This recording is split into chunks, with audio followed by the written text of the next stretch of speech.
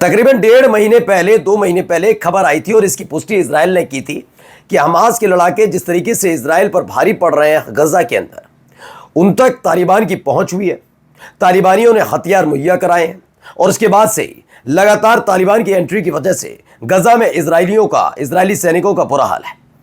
अब तरह की मसला तब तक था जब तक फिलिस्तीन को मान्यता नहीं मिली थी, लेकिन अब क्या खुल्लम खुल्ला तालिबान वही हथियार फिलिस्तीन को मुहैया कराने जा रहा है, क्योंकि उसकी पूरी प्रदर्शनी कर दी गई है। खास बात इसमें यह है कि ये एक भी हथियार खुद अफगानिस्तान का नहीं है, तालिबानियों का नहीं है। ये सारे के सारे हथियार अमेरिका के हैं, उस अमेरिका के जो लंबे वक्त तक अफगानिस्तान को अपना अड्डा बनाकर बैठा रहा और एक वक्त ऐसा आया जब दुम दबाकर भागना पड़ा। उस दौरान वो अपने सारे हथियार वहीं छोड़ गया था।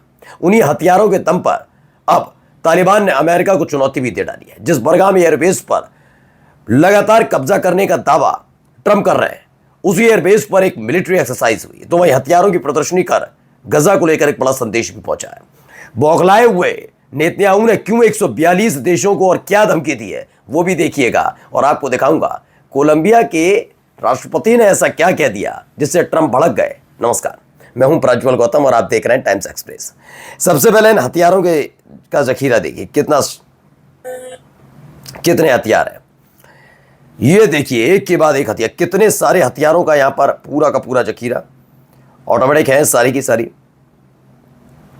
ये है क्या, कहां से आई, इतने सारे हथियार किसके हैं? दरअसल ये दावा किया जा रहा है कि ये सारे के सारे हथियार अमेरिका के हैं। रशियन न्यूज का दावा है कि Afghanistan where US army weapons are sold by wait. कहा जा रहा है कि अमेरिका का जो सारे के सारे जो वेपन्स हैं ये कबाड़ में रख दिए गए हैं, ये कहा जा रहा है। लेकिन दरअसल ये खबर कबाड़ की नहीं है। दरअसल ये सारे के सारे हथियार अमेरिका के हैं, अमेरिका के सैनिकों के हैं। वो तमाम उपकरण जो छोड़कर चले गए। अमेरिका इसी बात को लेकर ज़्यादा दहशत में रहता है कि उसके अत्याधुनिक हथियारों का इस्तेमाल अफगानिस्तान कर रहा है, और यही वजह है कि अफगानिस्तान को लेकर अब तक अमेरिका ने कोई न कदम उठाने की सोची और ना कोई बयान दिया, क्योंकि उनको पता है कि जितने घातक हथियारों के साथ हम अपने सैनिकों को अफगानिस्तान के खिलाफ भेजेंगे, अफगानिस्तान पर वही हथियार है और उनके पास, अफगानिस्तान के लड़ाकों के पास, उनकी सेना के पास हमसे ज़्यादा युद्ध लड़ने की क्षमता है। ऐसे में जैसे अफगानिस्तान से भगाया फिर से वैसा ही ना हो जाए। लेकिन हाल ही में ट्रंप ने बयान देकर इस पूरे मामले को और गरमा दिया। इन सब के बीच फिलिस्तीन को जो मान्यता मिली है, उसके बाद और ज़्यादा अफगानिस्तान फिलिस्तीन के समर्थन में उतरकर फिलिस्तीन को यह हथियार पहुंचा रहा है, ऐसी खबर निकलकर सामने आई थी। अब इन सब के बीच एक वीडियो आई है, इस वीडियो को देखिए।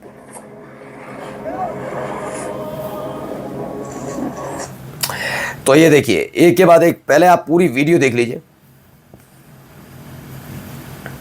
ये देखिए अत्याधुनिक हथियार हैं, हेलीकॉप्टर्स हैं, शिप का इस्तेमाल हो रहा है।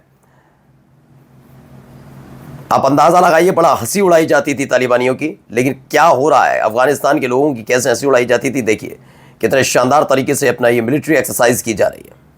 इसमें बताया गया है कि कैसे इस पूरे घटनाक्रम को अंजाम दिया जाएगा अगर कोई भी हमला उन पर होता है। यह आपको किसी बहुत विकसित देश की आर्मी लग रही होगी, लेकिन क्या ये वहाँ की आर्मी है?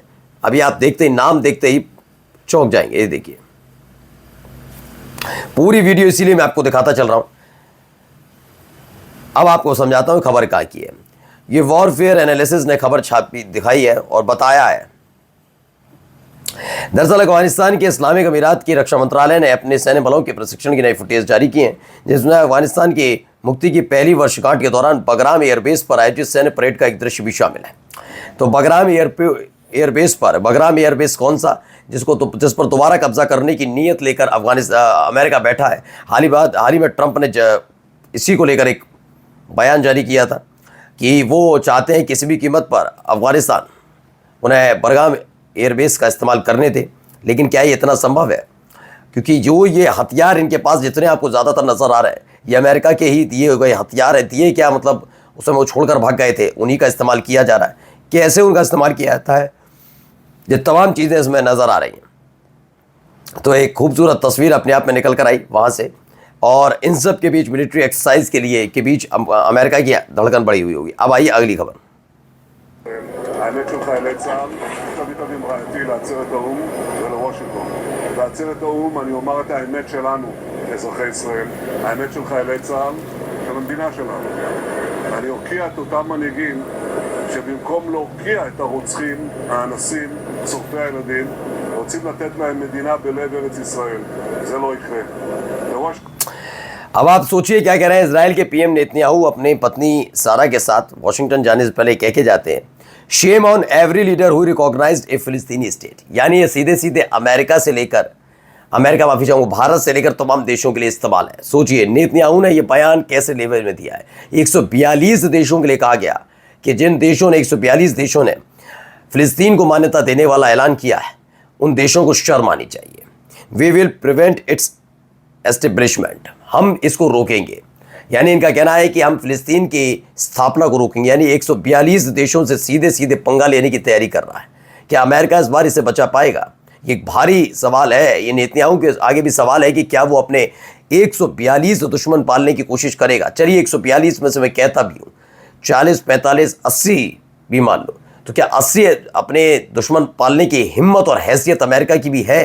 आपको लगता है कहीं से कि वो 80 दुश्मन पाल कर बैठ पाए अलग से? और यानी पूरी दुनिया को सिर्फ इजराइल के लिए अपना दुश्मन बना ले? नहीं, अमेरिका की शय पर ही इजराइल इतना उछल रहा है।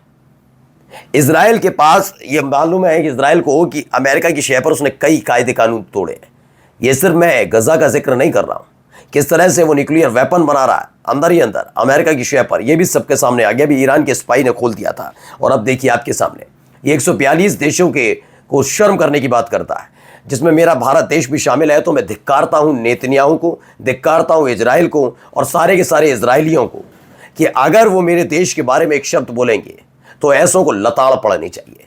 नेतन्याहू को लताड़ पड़ेगी, नेतन्याहू जैसे नेताओं को लताड़ पड़ेगी। हैसियत नहीं है नेतन्याहू की और ना ही इजराइल की कि वो क्या कहता है कि शर्म आनी चाहिए। शर्म आनी चाहिए तुझे नेतन्याहू, तेरी पार्टी को, तेरी सरकार को, तेरे देश के लोगों को।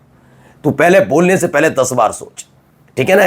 कम से कम तू दूसरे देशों के बारे में बोलना, लेकिन मेरे भारत देश के बारे में कि हमने अगर फिलिस्तीन को मान्यता दी और तू हमसे कहेगा शर्म कर, तू और तेरा पूरा देश के तुझ जैसा नेता चुन रखा है जो हत्यारा है, जो वॉर क्रिमिनल है, तू अपने बारे में चिंता कर, ठीक है?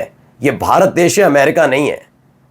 तो हमें ये हमारे देश के लोगों को बता रहा है कि हमें शर्म आनी चाहिए। पहले अपने देश, तुम अपने क्या तुम्हारे अपने सैनिक, अपने सहयोगी महिला सैनिकों के साथ कितनी गंदगी फैलाते हो, जाकर पता कर ले, ठीक है? अब आइए दूसरी खबर, surprise news. The US state department announce that it will revoke Colombian president Gustavo Petros diplomatic visa after he joined demonstrators New York and urge the West and the US to stop supporting Israel. दरअसल हुआ कि ये भी गए थे, Colombia के president वहाँ पर मौजूद थे। दरअसल यूएन के बाहर भीड़ जमा हो गई थी। अचानक से माइक पकड़ते हैं और सीधे सीधे कह देते हैं जो कोलंबिया के प्रेसिडेंट ने गुस्तावो पेट्रो कि एक बड़ी हम सेना बनाने जा रहे हैं जो इजराइल से बड़ी होगी और इजराइल पर हमला कर देगी। ये बात अमेरिका को इतनी ज़्यादा नागवार गुजरी कि उन्होंने इनका वीज़ा, जो डिप्लोमेटिक वीज़ा है, उसे रद्द करने का ऐलान कर दिया है। क्या कुछ बयान दिया था, जरा बयान सुनिए।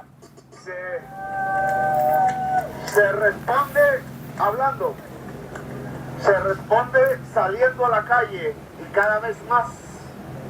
Y se responde con armas. We have to answer in the street. We have the answer with the words. And we have the answer with the weapons. तो कह दिया गया, we need to create an army bigger than Israel's and we have to respond with a war. उन्होंने कहा हम Israel से एक बड़ी आर्मी बनाने की अब ज़रूरत है। एक ऐसी आर्मी बनाई जाए जो इजराइल से ज़्यादा ताकतवर हो, पूरी ताकत के साथ इजराइल पर हमला कर दिया जाए। नमस्कार।